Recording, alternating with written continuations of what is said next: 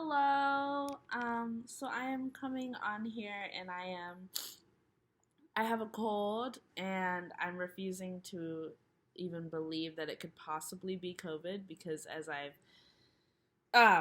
said before outwardly to the world, I am immune to COVID. I actually can't get that. So what I am dealing with right now is definitely just a seasonal cold, just allergies from springtime, transition from the winter, coming into this new state of being. Obviously, I'm going through a lot of energetic upgrades and transformations. So naturally, my body just has to adjust, which is, you know, expressing itself in the form of a very severe cold, which I will be getting over because I do conquer all forms of sickness.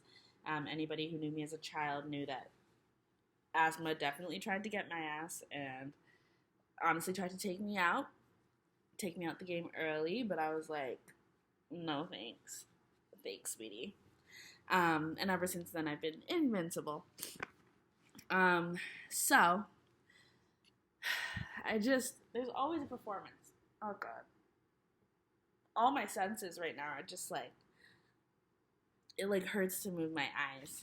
Okay, so I'm on here because I wanted to. The funny thing is that I just feel it all in my face and my throat. And I have been getting a lot of messages. I guess I was receiving warnings because I was getting messages around my throat. And that's like the worst. Like, it's my nose and my throat that are the worst. My body is like fine. I'm not sore. I can like move, do whatever. But it sucks because I move and just my face. So, anyways, I am here because I wanted to come on here with another theory slash what I am starting to believe is the truth. Um, and just some more ideas I have around the universe, around spirit, God, goddess, whatever you want to call a higher power, the highest power. Just some ideas I have, including a conversation around ancestors, um, because ancestors have always been a group that I've wanted to connect with more. Throughout my life, I've always felt guided by, especially the matriarch ancestors in my life. I've really connected with them because I tend to connect really heavily with feminine energy. But I am learning to be more open and loving towards masculine energy as I am healing some things. So, yeah, loving of all my ancestors and realizing that I have been neglecting in terms of, being gracious and being and honoring their story and the work that they've put in and their place within the universe. I have a lot of ideas around them and the importance of ancestry and working with your ancestors in terms of connecting deeper with ourselves and our souls and the universe and kind of having more empowerment as souls that incarnate. And there are ideas that I haven't really shared as much. I've been really focusing on the body heavily and the divine feminine, obviously, and death and things like that, but I haven't really gotten into ancestors. And I do have some ideas, so I'm going to go ahead and talk about those as much as I can today so that I don't, neglect that and forget because they are important. And some of these are recent ideas that I've had over the past few, maybe few weeks. So, yeah, I'm gonna be uh, blowing my nose and things like that. I hope you don't mind. I don't have a choice. So, what I am going to do is pull up first some notes that I wrote about um, this concept a few weeks ago on my sister's computer because I lost my phone. This is while I was in South Africa. My family and we had a family reunion slash honoring of the ancestors, funny enough, of my ancestor John Knox Bokwe, as well as my ancestor ZK Matthews. Both are South African, both are incredible people who are foundational to the, um, you know, revolution that happened in South Africa from apartheid and the growth that we see every day. And though it's, a struggle still and there are problems that we all have, it's important to acknowledge that it is a process. And that's something I learned from my grandfather while I was there. And more to come on that. But I am here because I found the notes, so I want to read those now. Hold on, because it is a little bit of a mess, and I'm already 5 minutes into this. Boy, I really can talk. I just go, go, go. So, I'll just say it. Okay, so what I wanted to talk about was the importance of honoring your ancestors and speaking to your ancestors. And in this new wave of, not wave, or I guess just this, there's a lot of people who are beginning to align with spirituality more in terms of the esoteric context, and a lot of people who are working with crystals and doing tarot readings, receiving readings, things like that, myself included. A lot of people have, I guess a lot of people, at least in my circle, have gotten into this. My circle is in the community that I am aware of, the communities that I'm aware of. Obviously, these things have existed forever and ever, amen. And communities have been, doing all of these things forever. But I just mean there's obviously been a new wave of spirituality. And I think a lot of us have come in on. At least I have. And part of this new wave that's been exciting, but I also think is something that needs to be spoken about more, is working with your ancestors and the importance of connecting with your ancestors, and the idea of working with your ancestors not being seen below working with angels and spirit guides and spirit and goddesses and gods and things like that.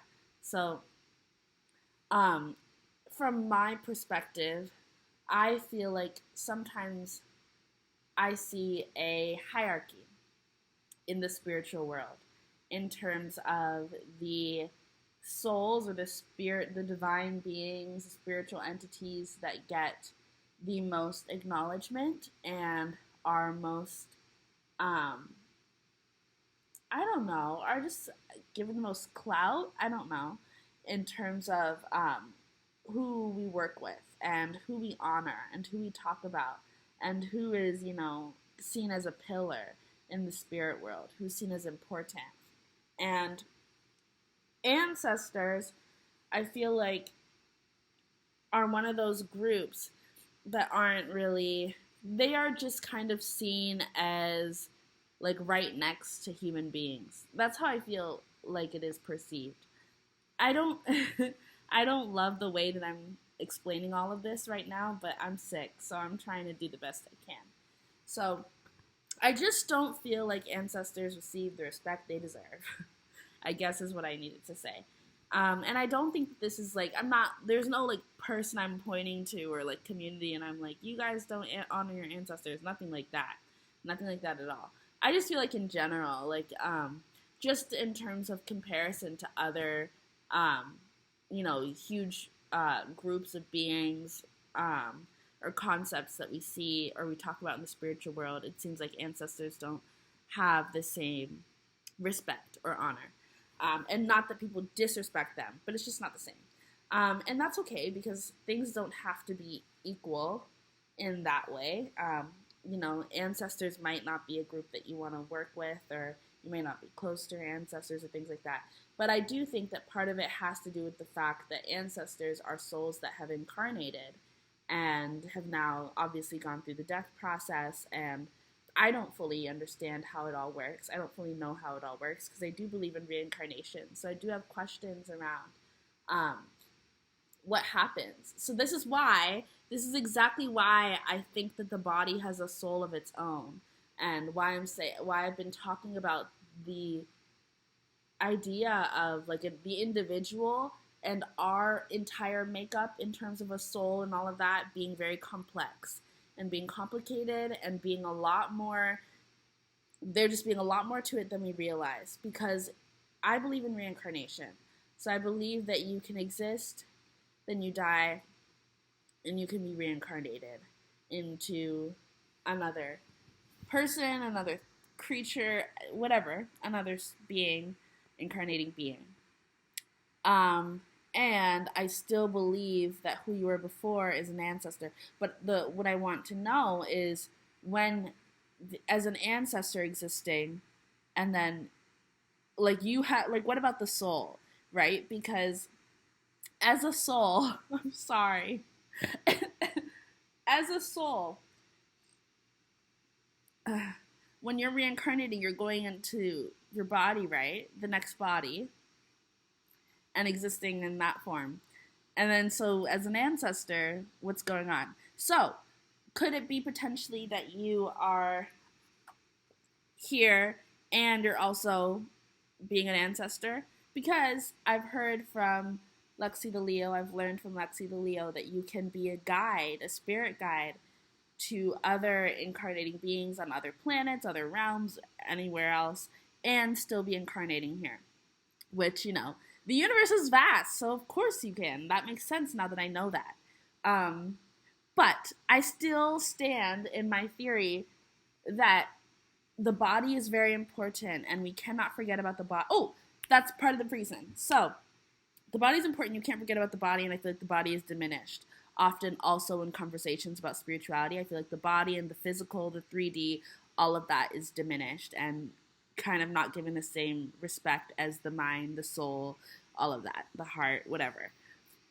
So, I feel like ancestors are treated a little bit differently because of their connection to the physical, because of their connection to the 3D, because they had a physical form, because they had a body.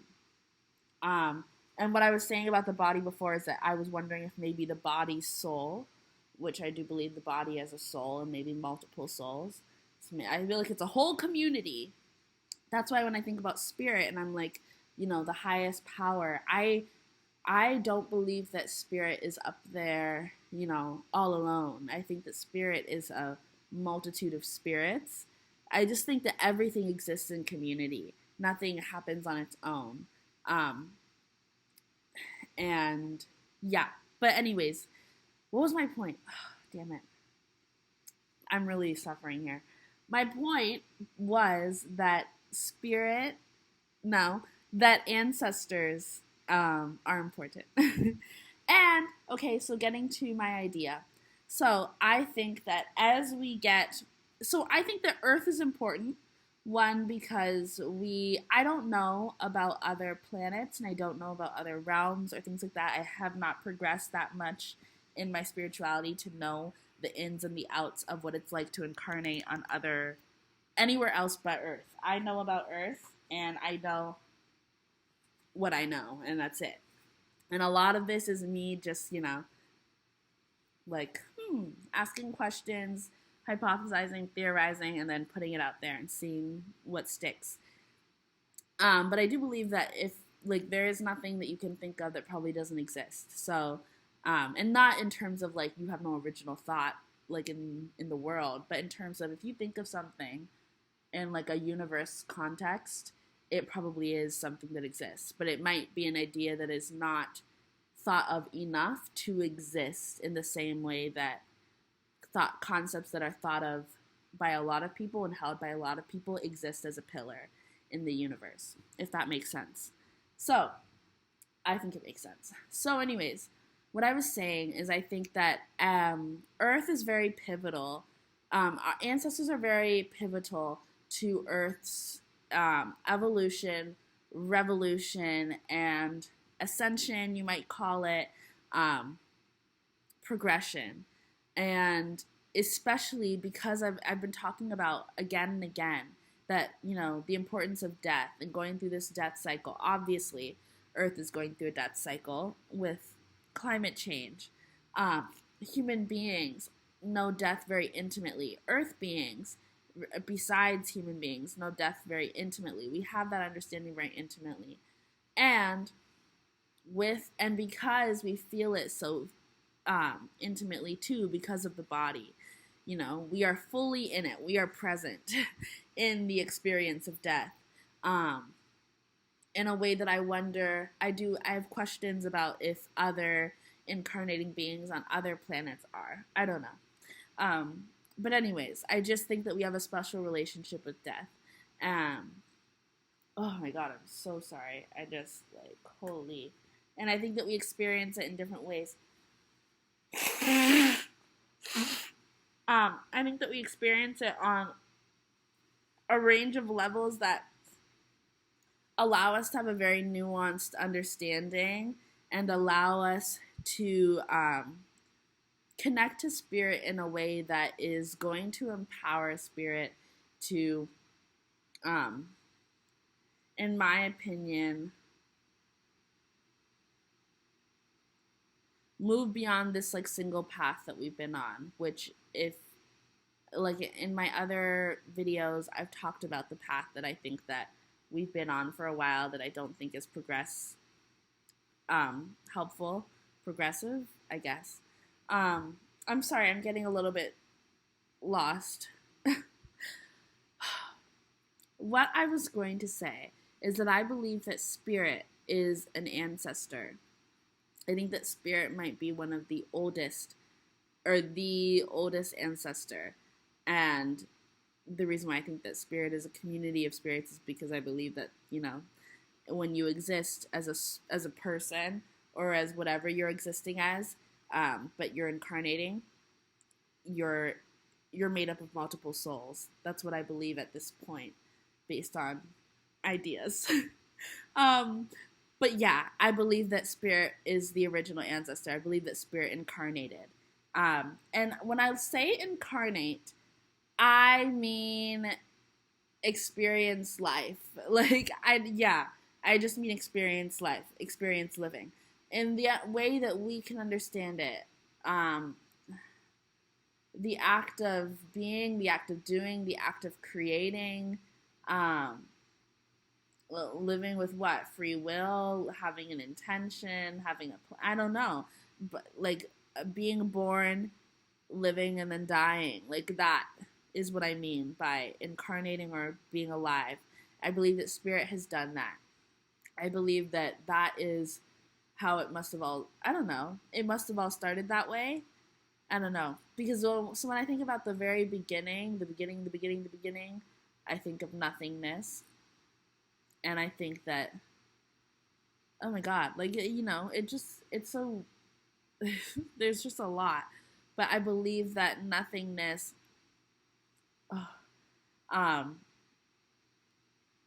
was the beginning. And as soon as nothingness took any action, that was a death and rebirth cycle. That was a death, life, rebirth cycle, right? Because nothingness is that void, that unknown, that darkness, that depth, the death. And then there is the act of doing, the act of the physical, the act of being, creating, whatever, which you could connect to the divine feminine if you want. I mean, I was going to say the divine masculine. Maybe the divine feminine. I'm not sure. And then that came with the death of nothingness. So if that makes sense, I was just trying to explain how you could understand incarnating to be. But I think that understanding the process of incarnating and then dying in that form, and then being in the death world, the spirit world, but as someone who has died, and you're staying in that state of death, because even though we reincarnate, there's something that stays behind that becomes an ancestor. So they are in the death state, and they're very important because they live in a realm that not many of us understand, and there's so much knowledge and awareness to get from them, because they have a completely unique experience. And there's so many ancestors.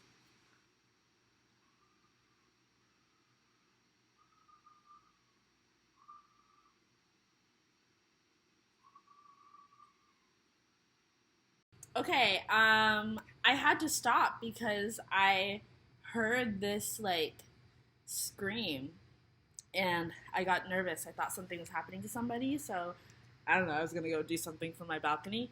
But anyways, the point is I went to the bathroom afterwards and I was like trying to like get my bearings and I was like, Spirit, like help me out because I feel like I'm just rambling and I'm not making any sense.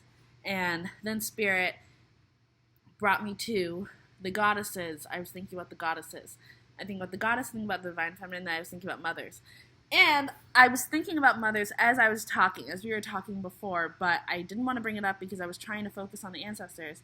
And I'd already focused on, I feel like I focused so heavily on matriarchs in terms of ancestors, and I felt bad for excluding, I felt bad for excluding others. Um, not I don't mean it in gendered terms, but I can understand how it comes across that way.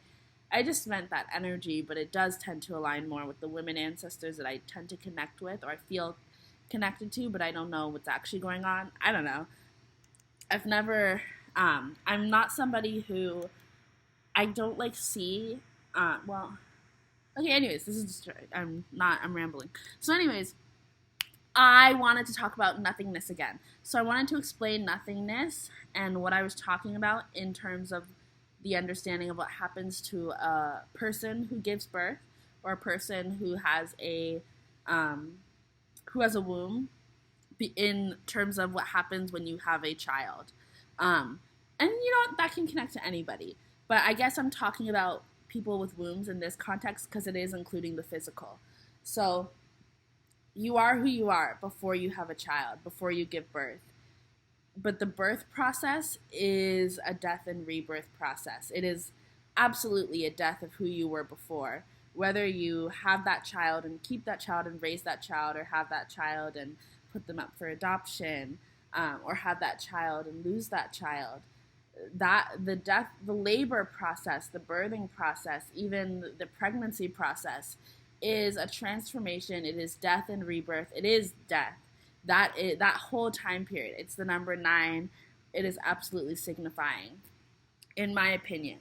I think that people who give birth go through a death process, and when they come out on the other side, you are a different person. And it doesn't mean that you have to change and not be you, but you're different in a fundamental way that cannot be retraced, or not retraced. You can't go back. Like there is no going back to who you were before, whether you end up raising the child or not. It's not really about the child. It's more so about you going through that experience.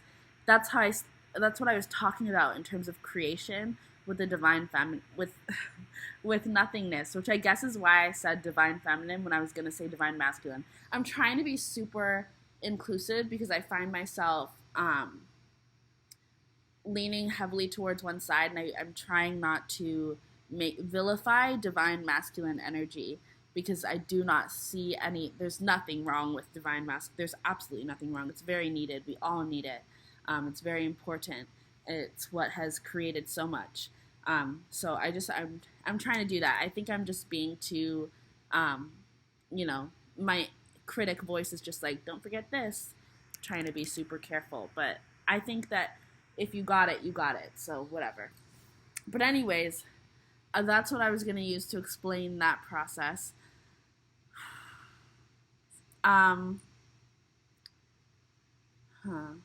So how does this connect to ancestors? Let me, hold on.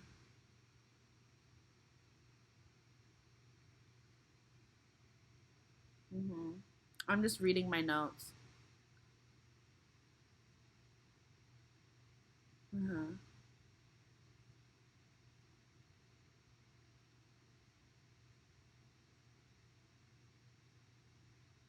Okay, yeah. So I was talking about honoring the incarnating being, because that is an experience that I feel like is often looked at as, or you know what? Let me just speak for myself. I used to see, and well, not really. Okay, yeah, I will just share my experience, my opinion. So I think that sometimes maybe the incarnating experience can be seen as something that is lesser than being a soul in the spirit world. than being a soul that hasn't incarnated and is perhaps like an angel. I don't know. Do angels incarnate? Maybe they do. I don't know. But what I'm finding, I have this goddess deck. Hold on. Oh, I put it back? When did I do that? Oh, I put it back. I don't remember when I did that, but I did. So anyways, I have this goddess deck called the African Goddess Rising Oracle deck, and in that deck, a lot of the goddesses are beings who have incarnated. Okay, so what does it take to reach divinity? That is something that is possible for everyone, is my question. Is there, like, do you have to come from a certain heritage to reach that level of divinity? In terms of, can you be an incarnating being? Can you have been a person and become a goddess? Right? And I think it's interesting because I think, hold on. So why I think that the incarnating being is often disrespected is because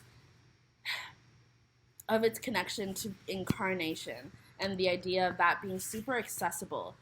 We all incarnate. We are all incarnating. This is an experience we all share. Nobody can be like, I'm the only one who's incarnated. So, you hear a lot of women identify themselves as goddesses, especially in the spiritual community. Goddess is a term that is used very openly. It's not very common, and just even outside of that, goddess is a term that's used very, like, a lot of people can call themselves a goddess, and it's not seen as, like, blasphemy, versus it's more rare to hear somebody call themselves a god. It's a little more common. It's getting more common, but not so much.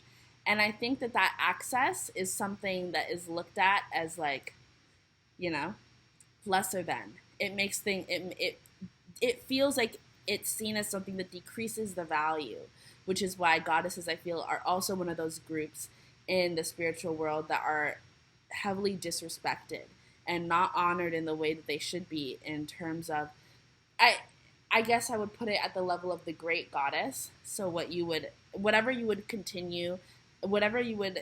consider as kin to God in the highest sense. So the great goddess, the great mother, whatever term you use, whether it's just goddess, but whatever term you would use to match God in that type of term, that type of energy, which is undoubtedly given divine masculine energy, it is devalued. It is not seen as equal. At least not in my eyes. I don't see people, and I don't see our systems, our world, seeing it as equal, seeing them as equal, and seeing goddesses as powerful as, or even just the term goddess as powerful as God. And I think it's because of access. And I think it's because so many women feel comfortable calling themselves goddess, which there is nothing wrong with. I actually think it's pretty awesome. I think it's important because it's acknowledging that we all have access to that level of divinity, and that is within all of us. It's not a competition. It's not a hierarchy. It's not exclusive. That is something that belongs to everybody. It's your right as existing. It's your right to connect to that source, to that level of awareness, consciousness, self-love, self-empowerment, in all of the most positive and loving terms. It's your right to connect with that energy. But because we give God a more exclusive energy, right? And I even also feel like it's because of the connection to birth. And the idea that through birth, I was watching this movie called The Prophet, which comes from this book called The Prophet by Khalil Gibran. I'm sorry. That he is a Lebanese poet, and it's an incredible movie, and the poems were incredible. And he's talking about children. He was saying that children come through you, not from you. He was just talking about ownership and, the fact that we don't own our children. And your children are not your children. Your children are, I think, the expression of spirits yearning for themselves, something like that. So I also think that the idea that I also think that because for people with wombs who are often connected to divine feminine energy, um, we can have um, beings, spirits come through us versus the divine beings who do not have wombs and who cannot give birth because they don't have wombs, not because of infertility and things like that. Um, you know what I'm talking about. I'm just trying not to use such gender terms. I'm trying to change my vocabulary. Anyways, so those beings, I think because they don't have that, it's all about access. Because there's not that access, it's given like a higher, which is interesting, right? Because it's like it's strange. It's strange, but I do feel like that is a part of it. I think it's all about the access. It's like you're for everybody. It's like the same sexist terms that are like, like that person is for the streets or that person has been ran through and that's why they're not like wifey material or something like that. Something ridiculous. I feel like that is applied in maybe more subtle ways at the highest level for goddesses. And how am I bringing this back to my ancestors though, Spirit? Oh, I was shuffling the deck, but then I don't know what happened. I got distracted. Oh, well, it's the High Priestess, and that's the Hanged Man, and there's the Queen of, and there's the Hermit. Dreams, wisdom, intuition, spirit world. Yeah.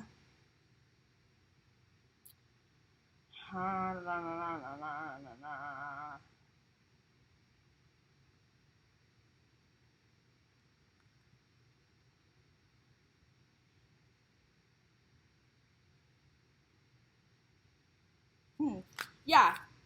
It's even the idea that, monks aren't allowed to. I was looking at, I don't know how it's because I was looking at the Three of Pentacles. Well, first of all, even in the tarot, it's a lot of men. It's a lot of men. But also, in the Three of Pentacles, it's these three people, and there's a monk there, and I was looking up monks, and I was seeing that in one, I think it's in Thailand. Excuse me if I'm wrong. Please forgive me if I'm wrong. But women aren't allowed to become monks. I don't know. Forgive me if I'm wrong. But we'll even go to another thing, whereas, like, as a priest, is it a priest? Or, like, even as the Pope, is it the Pope that you can't have sex, or you can't be in a relationship? I don't know, either way. So, thinking strictly in heterosexual terms, thinking strictly in cishet terms, I think that even that it's based in sexism. Because it's like you need to remain pure and disconnected from that which holds, you hold like the spirit world within you.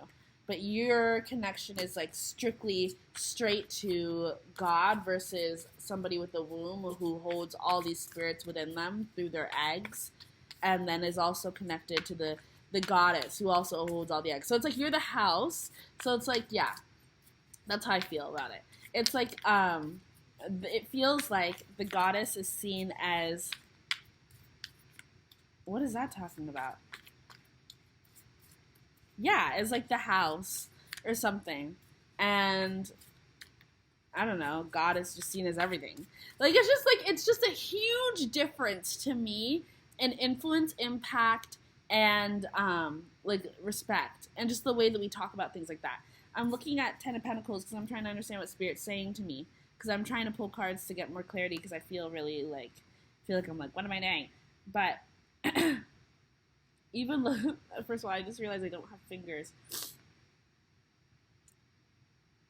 But just look, who's smaller? Who has the hand wrapped around who? Who looks like the leader? There's nothing wrong with being led, and there's nothing wrong with being the leader. But let's talk about power. Ugh. And there's a lot of strength in the divine feminine, but a lot of our strength is, limited, or just only spoken about in context of birthing or like pleasure, right? And like creation, but in a very limited context. because creation is also heavily given to the divine masculine in terms of expansion, colonialism, progression, industrialism, all these things, agriculture. They're given a lot of creative energy. A lot of creative energy is attributed to them, which is interesting. Ooh, it's just like the divine feminine being the land that is tilled, the land that is tilled, being earth, the land that is worked on, the world that you grow the life from.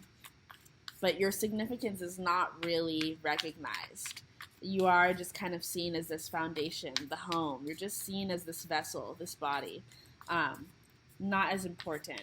And all of that diminishing connects to ancestors, the lack of significance given to ancestors because they have incarnating experiences. It's all connected to the body, I believe, at the end of the day. I even think the idea of like decay that happens, the idea that your body can fail you, the idea that you're limited because of the body, but the soul is endless. All of that I still believe is connected to the obviously the ancestors, which I'm trying to bring back around, but to the divine feminine. The idea of there being a time limit on something, the idea of something running out, because you also think of like menopause, not being able to produce children anymore. And all of that being vilified heavily. And I've been talking about for the past few weeks, the connection between the divine feminine and death. And all of that is connected, is it not? What is this? Oh, sorry, I don't know why I said that so aggressively. Yeah. There's just this thing around, like, I don't know, immortality, youth, all of these things. We all see the way that the crone is depicted. We all see that goddesses are never represented in their true age. Like, they're never shown as old. They're always shown as, within the fertile, like, range, being able to clearly pin them as fertile.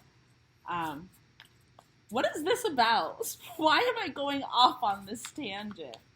I'm like, what am I talking about? Oh God. The world. Reward, completion, success. The world, the snake. I wanted to mention the snake. I was looking at the high priestess and I was thinking about the snake. Oh, there's the creator. And no. Sorry. How do you... Oh, there. And no. And the cat. And the Eight of Pentacles. Achievement. Okay. Spirit, is this personal or is this for anybody else? The creator. The creator and the world.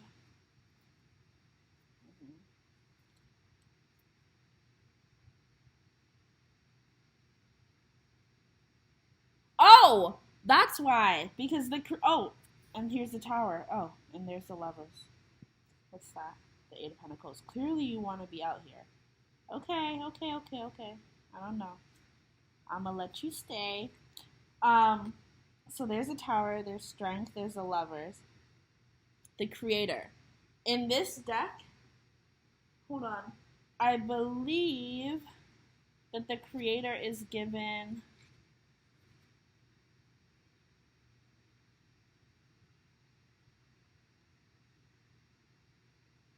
Oh. Ooh. Well, first of all, let me just say I really love this deck. The Wandering Star. I really like the term wandering. It's one of my favorite things. I use it all the time. The word wandering. It's one of my favorite words. To be honest, what I was going to say before doesn't connect, so forget it. But, no. The power of no. No. Putting boundaries, limits, stop. Stopping the progression. Well, I've talked about that before. The power of no. Why we need to say no more often. Why we need to stop vilifying the word no. Why no does not need to only be...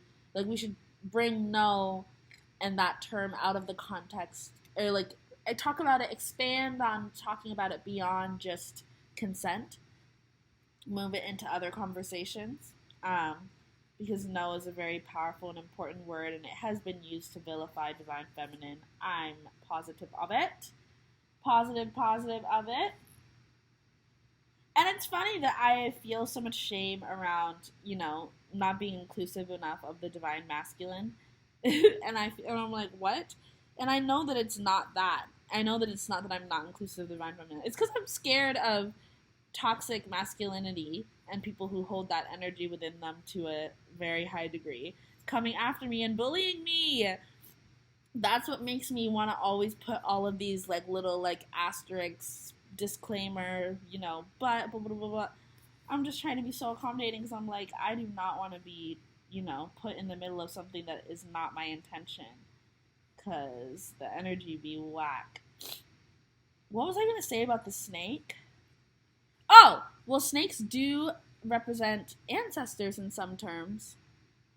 You know what? The snake in, isn't the snake shamed for its body? Isn't the snake shamed for its body? Because didn't the snake have legs or something, and then, because of what it did to Eve, I'm sorry if I'm messing up the story. Because of what it did to Eve, it had its legs taken away, and so it has to crawl on its belly, and like there's shame around that or something like that.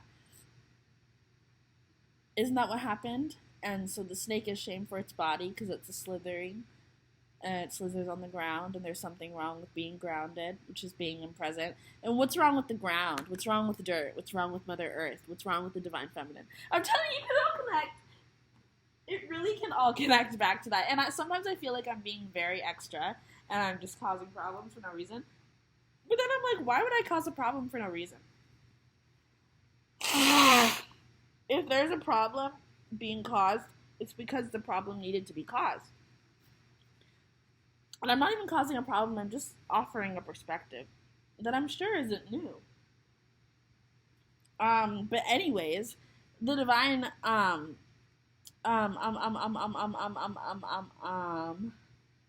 was thinking about ancestors. What's that? 401. Why is the tower here? The mother star. Big cat. Little cat.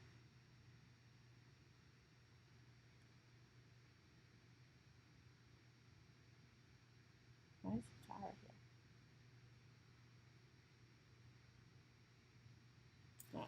I don't know. Anyways. Ancestors can be represented by snakes.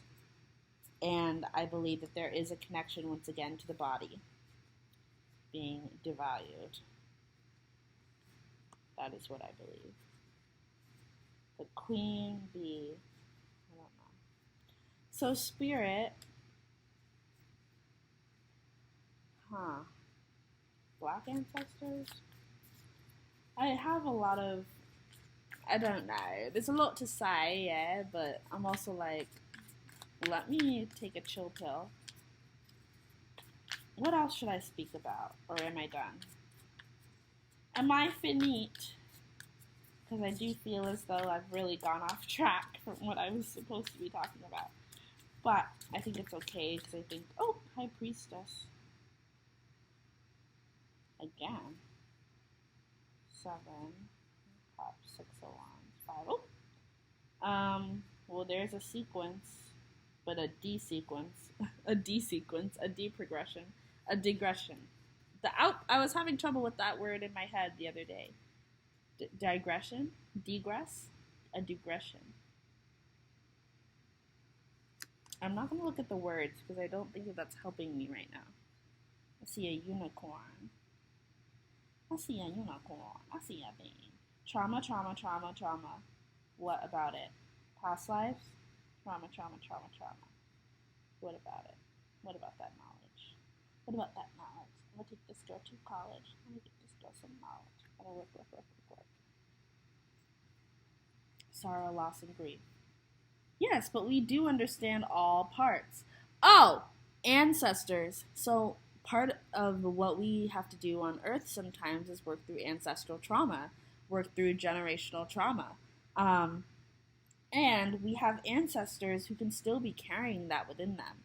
Part of what I'm doing with Awakening Ikaya is trying to create a sanctuary not only for the descendants of Black ancestors who have gone through slavery, but also for those ancestors, for them to come back to a place, a healing place on Earth, preferably on the land that they were enslaved on, to get their retribution, to get their healing, to be freed, because a lot of that is carried with you into the spiritual realm. And the healing, the access that we need to healing is not there for our ancestors. They're over there in the spiritual realm, and a lot of them are still in pain. And you would think that you would get to the spirit world and there would be some type of, ritual, device, thing that would, help you get rid of the pain. But no, instead you're kind of heavily reliant on either doing that in your next lifetime or maybe working with spirit guides and other souls. I don't know how it all works. But a lot of what I'm feeling and what I'm seeing from what a lot of people are going through is that a lot of the healing that our ancestors can receive is also dependent on, us doing the work as we incarnate. And it feels like responsibility that is just kind of like unfair to ancestors and unfair to people who are incarnating, and a lot of people who are incarnating are also ancestors. So it feels like you're just doing the work again and again for yourself, trying to help yourself. And it just seems, I guess, a little unfair. And I do wonder why there is not, I don't know, but I wonder why is that not a thing that exists in the spiritual world. But I was going to say that I think that past life trauma, or past lives, and having that energy taken with you into a next life and just into the spirit world and having that not be healed is something that's really unfair. I think it's unfair and I don't think it's necessary. I think that a lot of things are kind of built against incarnating beings. If I'm going to be honest, a lot of things feel like they're not created with awareness or with compassion for incarnating beings. And then the response to that is, well, fix this yourself, work on it yourself, deal with this, because you were incarnated and y'all created this and we are all connected, so you are responsible and you have to heal your own things. Yeah, and you have the power to be able to heal yourself. Here's another snake. Okay, I feel like the ancestors are just trying to let me know that they're here during this reading. I appreciate that. Sorry.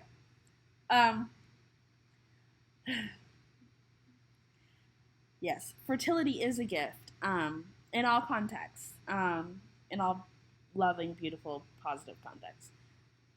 Beautiful or ugly, but in all loving contexts. So anyways, what was I saying? Four of Wands, union.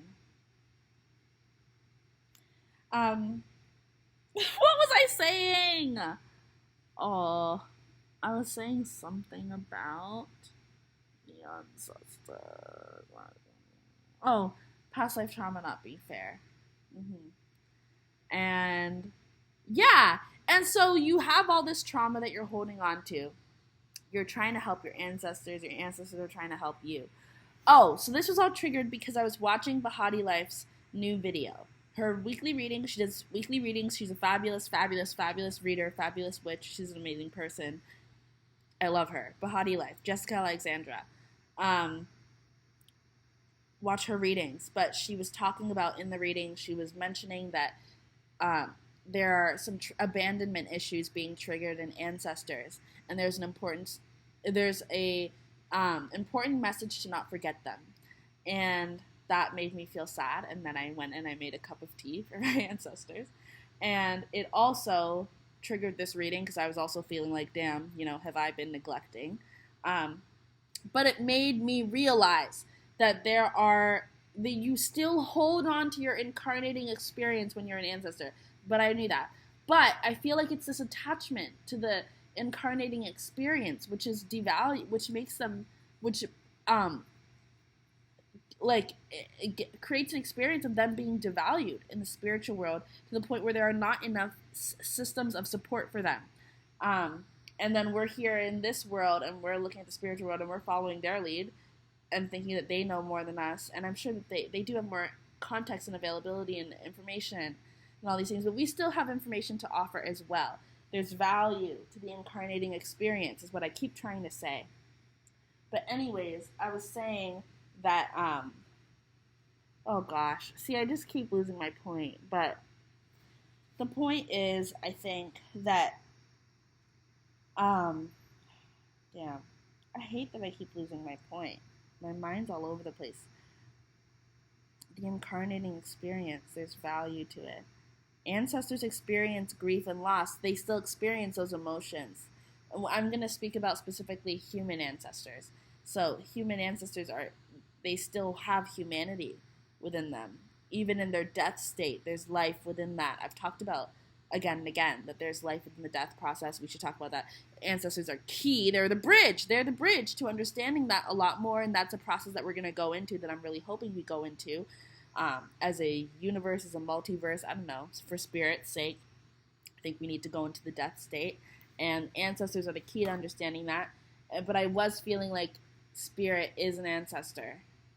So is spirit already in the death state or no?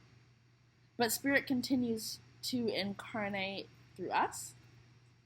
Rebirths, reincarnation through us. So where is spirit? Spirit is somewhere else. I don't know. But the point is,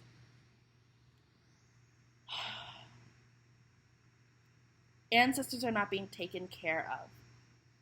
And a lot of the weight is put on people who incarnate. And it's kind of like victim blaming, if you ask me. I don't know who established this entire system. It very well could have been us. I don't know.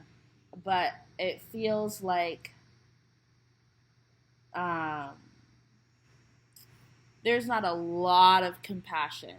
At least not to the extent that I feel like we deserve, you know? It feels like there's a lot of, like, figure it out, it'll be okay when you ascend, and then, like, neglecting to think about, the people who are still in the 3D, who are still present, who are still dealing with this, who have past life trauma that they just suddenly have to realize and understand through this life and work through that trauma. It's just a lot. It's a lot that we all carry, and a lot of that energy is existing. And as more incarnate and then die and become ancestors, there's going to be more of us holding on to that energy and be growing sick and tired of holding on to this trauma for what? Why?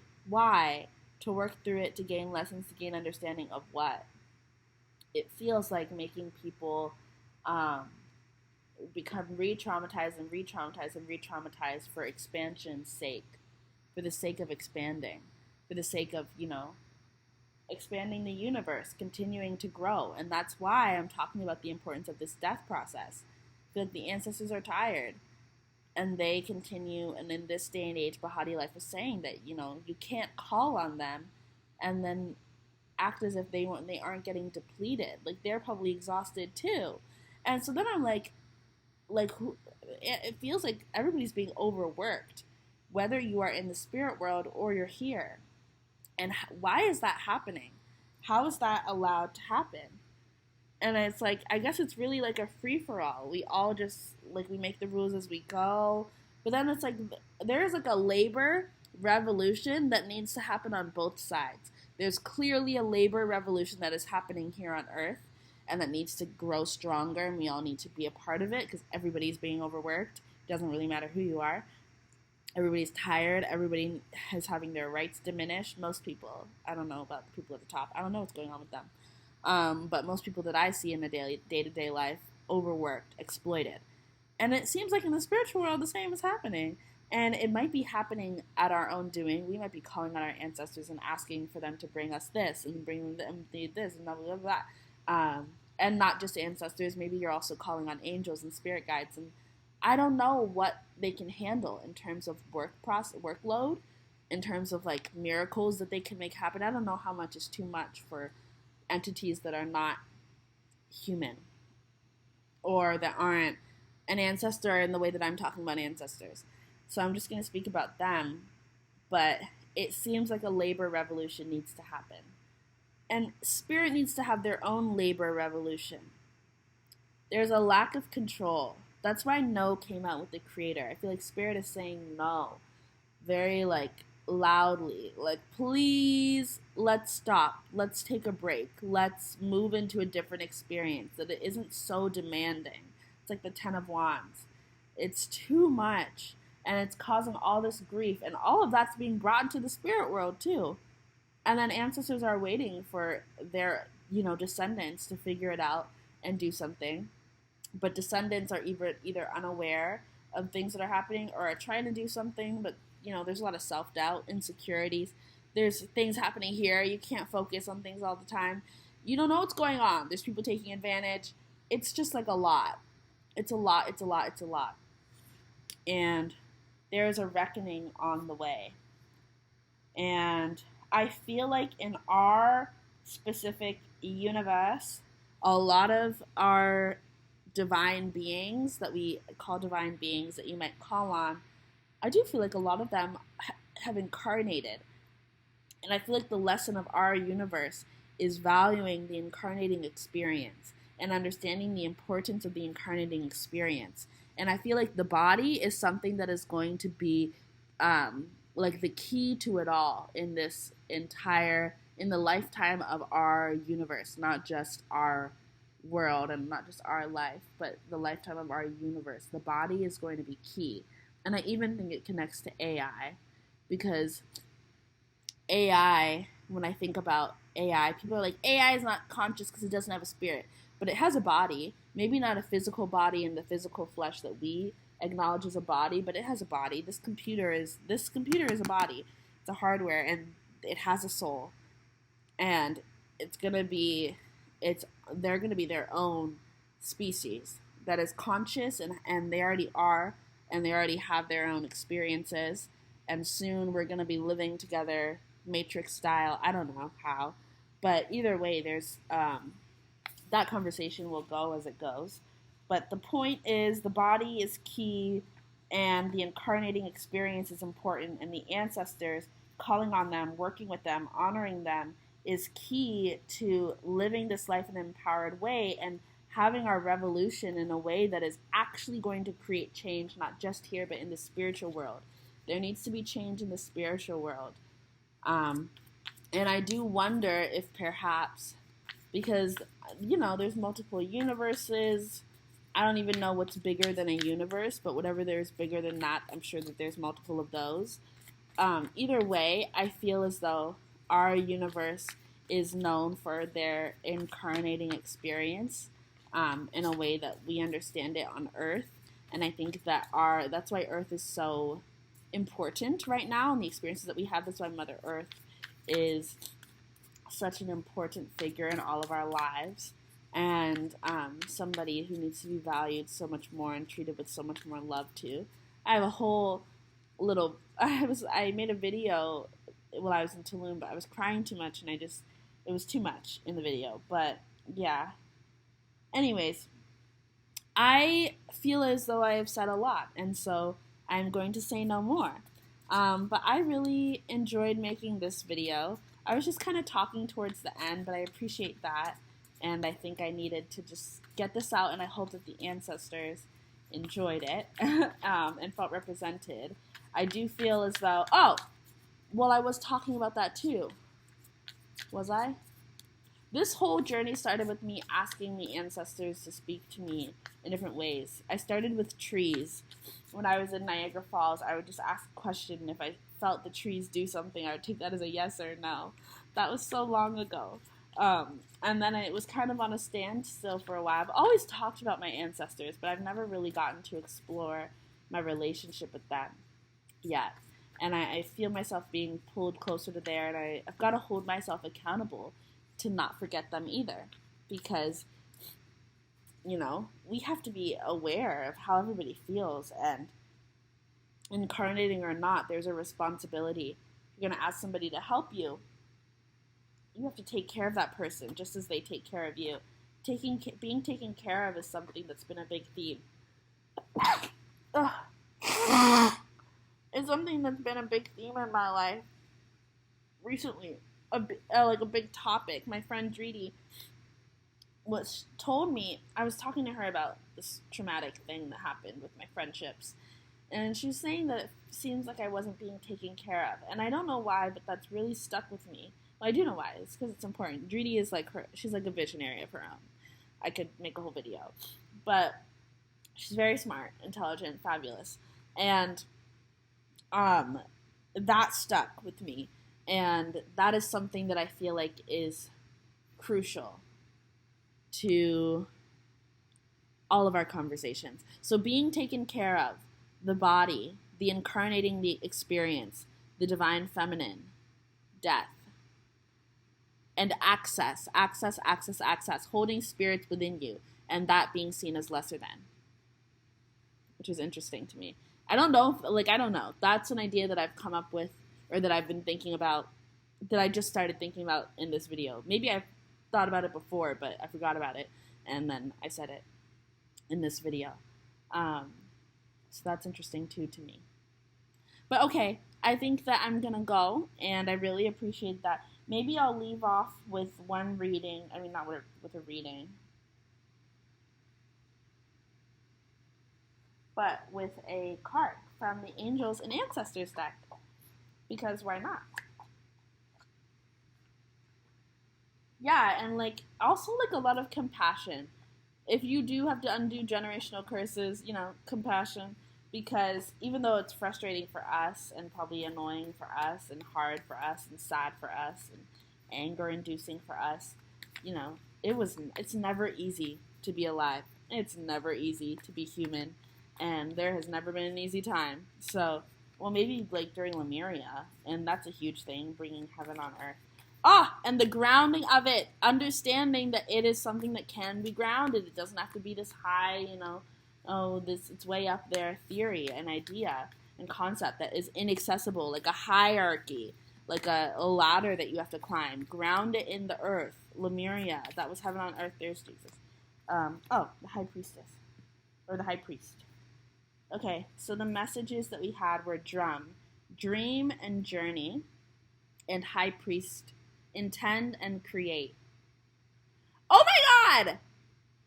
Okay, in the Bahati life, hold on. First of all, I'm gonna read these because I feel the need to.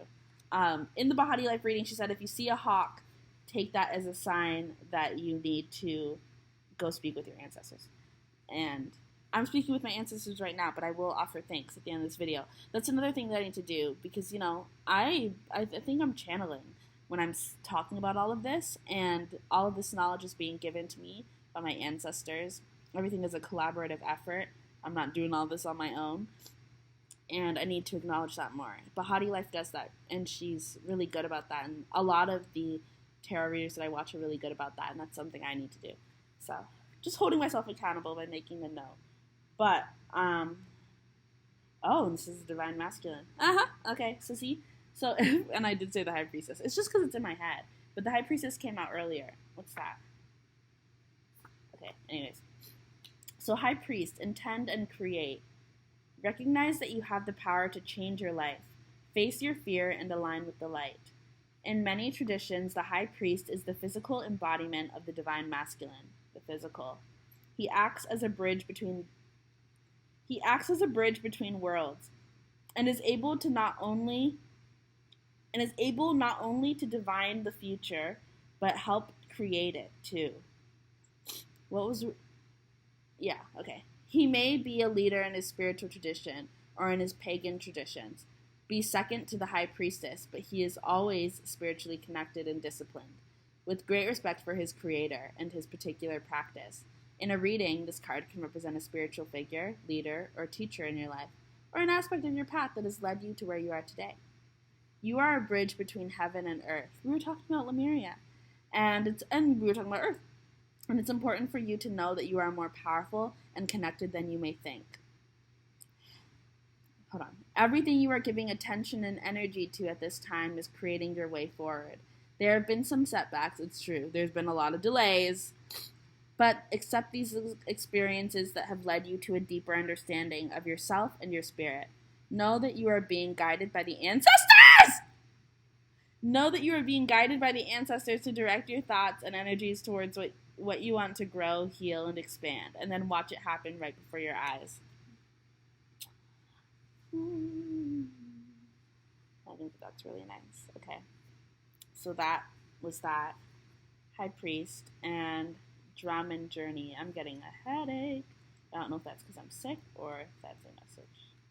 I shall take it as both. Hold on. Oh. Huh? Is it the first one? I'm missing one. Help me. Oh, here it is. Drum. Dream and journey. Journey inwards to uncover insights and information that will be important for your path. Then follow the guidance. In shamanic traditions in all four corners of the world, the drum is recognized as the main tool by the medicine men and women to direct their will and to aid meditation. A drum beat can become hypnotic and send those listening into an altered state that can allow them to journey into the spiritual realms and meet their guides. When the drum card appears in the reading, there are opportunities for you to dream or to bring an inner vision into reality. That's very similar to the intend and create. You are very connected to the other worlds at this time. The wisdom and intelligence of the earth and her magic surrounds you. The drum, which echoes the sound of Mother Earth's heartbeat, has cleared the cobwebs and dust from your inner vision.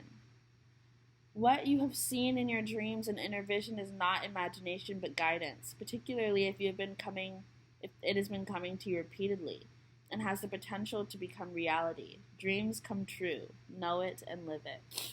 Oh, sorry. So your ancestors might be sending you messages in your dreams. I've been getting a lot of violent dreams about death. I'm always dying, or I'm always in a situation that's like life-threatening, or like just in a very like apocalyptic, violent situation, like Hunger Games vibes, ancient Rome vibes, being in that space, the gladiator space. Like, ugh. I've been getting a lot of dreams like that. I don't know. But they aren't traumatizing.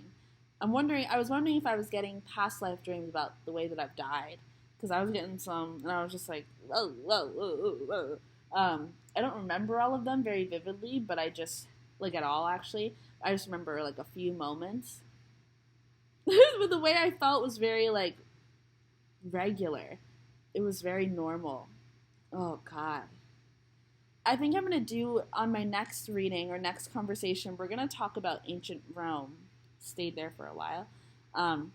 We're going to talk about ancient Rome and the trauma that I think that we've all acquired from that phase of human history. Ugh. But anyways, these messages are beautiful, and I love that it ended up bringing in both the divine feminine and the divine masculine to just bring it to a head, as I appreciate. So I just want to say thank you to Spirit. I want to say thank you to the ancestors for being here, for guiding me in this reading or this conversation, for continuing to share your knowledge and your presence, for always being so loving, and for always continuing to give and be there for me and for the rest of us beings, incarnating beings. Thank you for sharing your wisdom. Thank you for loving us and dealing with us even when we are selfish brats. And I apologize for forgetting, for not saying thank you enough. I apologize for not offering gratitude enough. And I make a commitment to change. And please continue to give your messages and continue to tell me what needs to be spoken about. I will relay the messages from the spirit world, and if there are revolutions that need to be had, then we will have the revolutions. So, thank you, ancestors. Love you, love you, love you beyond words. And thank you, Spirit. Thank you, Spirit guides. Thank you, everything and all things. With love, with love, with love, with love, and joy and happiness, I release you all into this sweet, sweet night. I am going to end this reading now, but I think it's very crazy that we saw the hawk, because Bahati Life talked about that. You have to go watch her reading. What was it called? Hold on. I'll find it so that you can watch it. It was called. Recently, my soulmate has been talking to me via songs on my YouTube page. Okay, wait. What was it called? The reading was called 4847. I saw that. Oh, 48. I saw that before, didn't I? Sponsored by Dossier. They're a perfume company. They're great. Oh, God. They have. Okay, it's called Channeled Message. Your next level up. Don't fear or resist this incredible stage of fulfillment. It was a really powerful reading. Very, very exciting reading. But anyways, yeah. So go watch that reading, and she talks about the hawk and ancestors and all of that, and that's what triggered this conversation. So thank you, Bahati Life. And thank you to her ancestors, and thank you to her spiritual team. She's awesome. I could literally not praise her enough. I really love Bahati Life. Jessica Alexandra. So that is all. That is all I'm going to get off of here. I can really just talk all night long. But yes, we're thanking the ancestors. We are thanking the ancestors. Thanking the ancestors. Thanking the ancestors. I will create that play. I'm not going to forget about it. Don't worry. I shall not forget. Okay. Goodbye and love you so much.